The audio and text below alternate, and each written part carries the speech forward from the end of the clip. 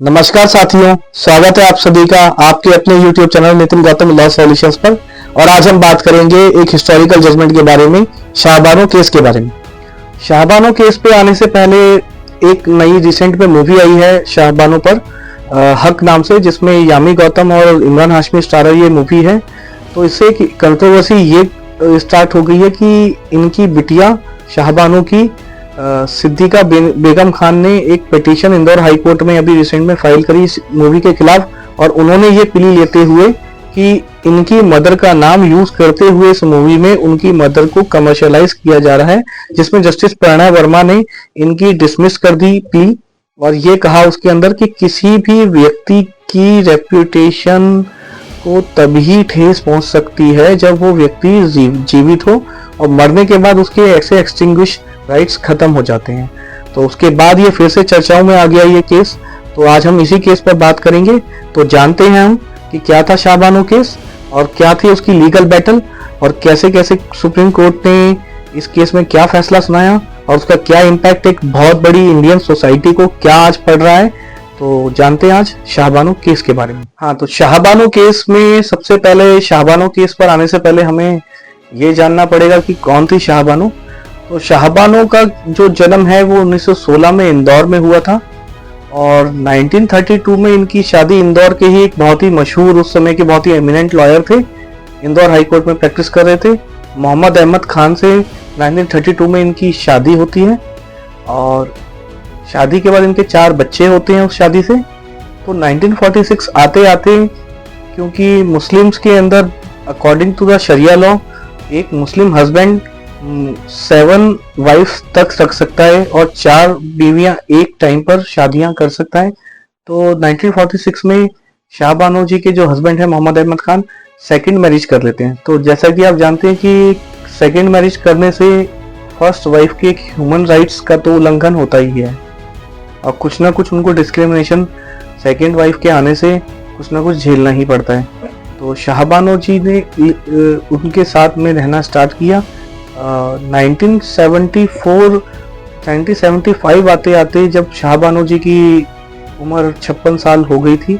तो मोहम्मद अहमद खान ने इनको घर से जो है निकाल दिया, और ये कहते हुए इनको निकाल दिया कि मैं आपको अलग से, आप अलग रह लीजिए, और मैं आपको 200 रुपये प्रति माह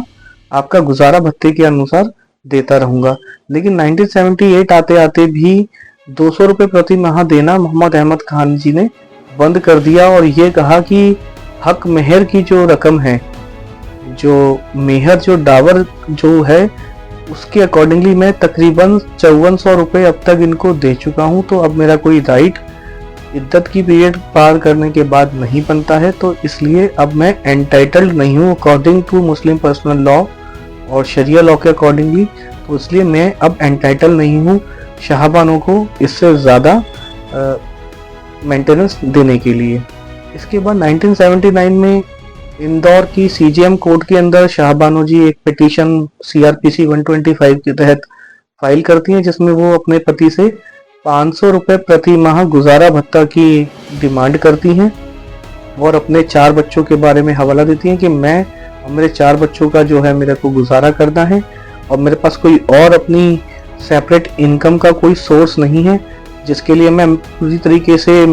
डिपेंडेंट हूँ अपने हस्बैंड मोहम्मद अहमद खान के ऊपर। तो मुझे जो है खर्चा मिले 500 रुपये प्रति माह मोहम्मद अहमद खान से। तो अगस्त 1979 के अंदर मोहम्मद अहमद खान को कोर्ट जो है फैसला सुनाता है इसमें, और ये कहता है, आदेश देता है मोहम्मद अहमद खान को कि उनको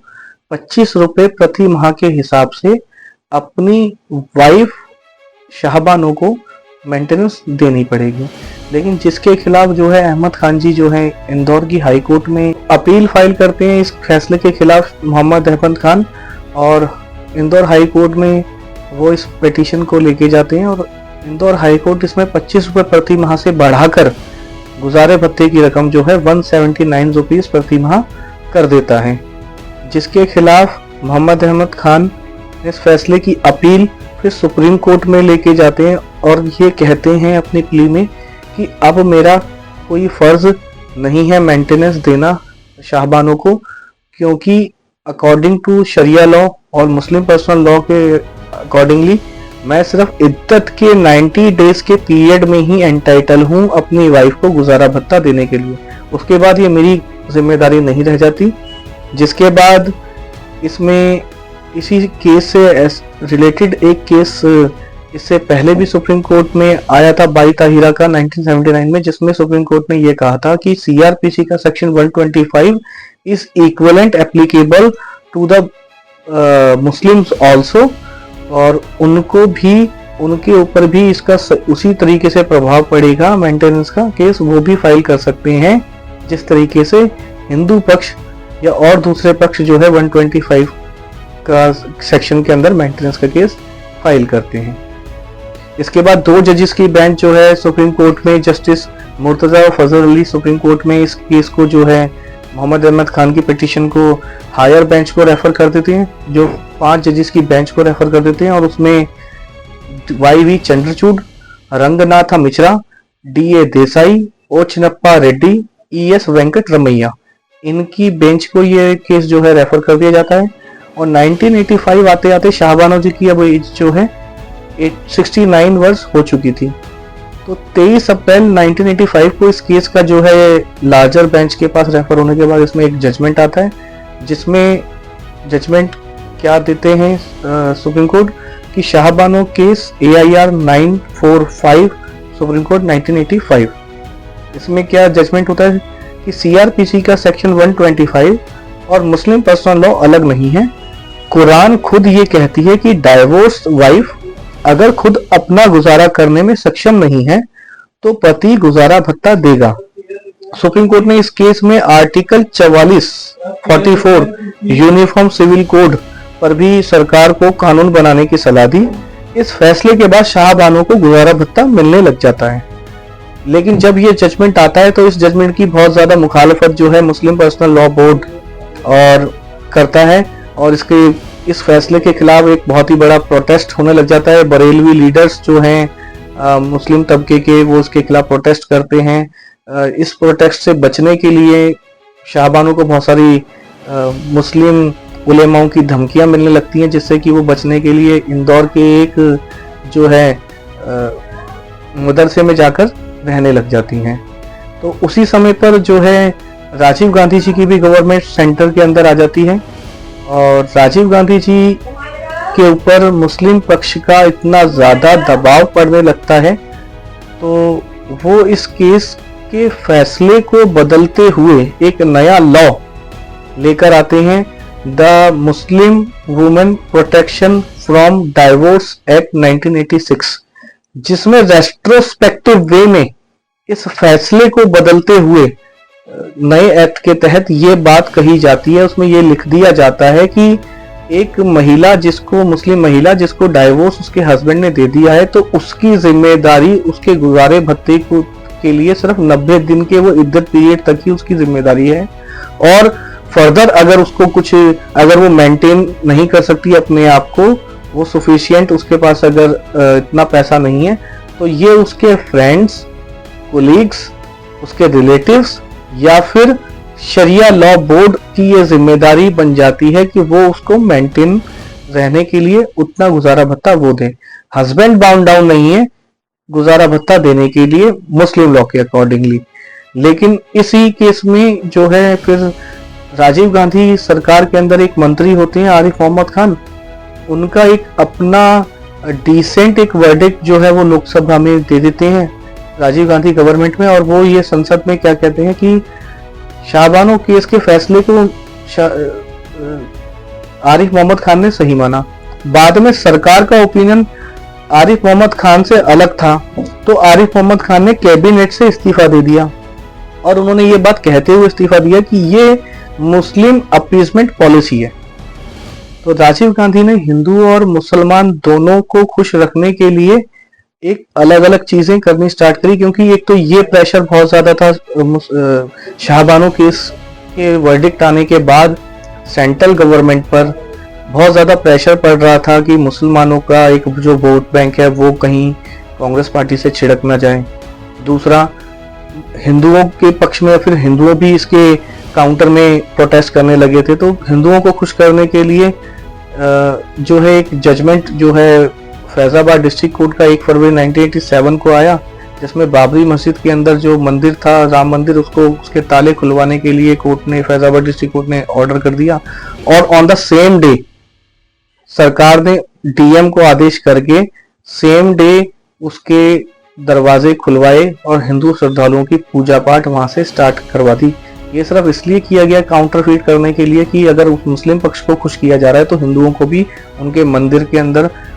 जो जिसकी पिटीशन वो 1948 से लंबित पड़ी थी, और इनमें जज इसमें वकील साहब थे जो यूसी पांडे की ये पिटीशन थी, जिसपे ये फैसला आया था 1 फरवरी 1986 को फैजाबाद डिस्ट्रिक्ट कोर्ट में। और उसके तुरंत बाद ही दूरदर्शन पे इसका सीधा प्रसारण हुआ, मंदिर के दरवाजे खुलवा दिए गए, हिंदू श्रद्धालुओं को ये एंट्री दे दी कि वो वहां पर पूजा पाठ कर सकते हैं। लास्ट में सुप्रीम कोर्ट के फैसले आने के बाद सेंट्रल गवर्नमेंट मुस्लिम वुमेन के लिए एक अलग से लॉ पास कर देती है, जिसमें ये बात डिनाई कर देती है सेंट्रल गवर्नमेंट की मुस्लिम वुमेन को एलिमनी देने का राइट हस्बैंड का सिर्फ 90 डेज तक ही उसकी जिम्मेदारी है, और उसका हक मेहर देने की बस उसकी जिम्मेदारी है। उसको अब मेंटेन करने के लिए या तो उसके कोई फ्रेंड्स, कोलीग्स, रिलेटिव्स या उसके कोई रिश्तेदार जो हैं उसको मेंटेन करेंगे, या फिर अगर कोई नहीं करता तो फिर उसकी जिम्मेदारी शरिया लॉ बोर्ड पर आ जाती है, वो वहां से अपना मेंटेनेंस मांगेगी। इस केस के बाद जो है फिर 2001 के अंदर सुप्रीम कोर्ट ने एक नया जजमेंट जो आया इससे जुड़ा हुआ, Daniel Latifi versus union of India AIR 740 SCC। इस केस में सुप्रीम कोर्ट ने क्लैरिफाई कर दिया कि जो the Muslim personal law board act जो 1986 में जो सेंट्रल गवर्नमेंट ने पास किया, वो इस मायने तक इनवैलिड हो जाता है कि अब जो है 90 डेज तक ही हस्बैंड जो है उसको मेंटेनेंस देने के लिए बाउंड डाउन रहेगा। और फर्दर इसमें बहुत सारे जजमेंट्स फिर आए टाइम पर, साहिरा बानो तक का जजमेंट आया 2017 में। बट अल्टीमेटली सिचुएशन ये है कि मुस्लिम वुमेन्स भी CRPC के सेक्शन 125 के अनुसार अपने एक्स हस्बैंड या फिर हस्बैंड से अपना गुजारा भत्ता, अगर वो अपने आप को मेंटेन नहीं रख सकती या इतनी केपेबल नहीं है कि वो मेंटेनेंस अपनी रख सकती है, इसलिए वो अपने हस्बैंड से